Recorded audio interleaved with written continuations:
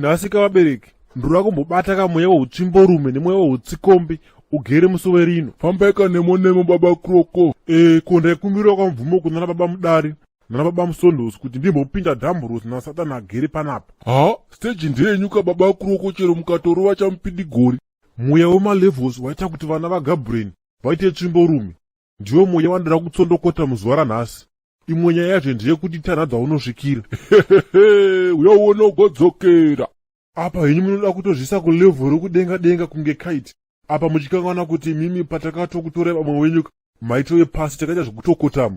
Iko kungopinzwa muPrado kana tikabhamba dash nemeridhimeni hatitori neringi. Maudozvisa kulevel rokudenga zvenyu.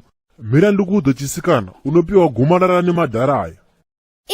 Kurovha kwababa Sibhi kwatiparira pasowe panapa. Wazona kasawi zvandaikudza.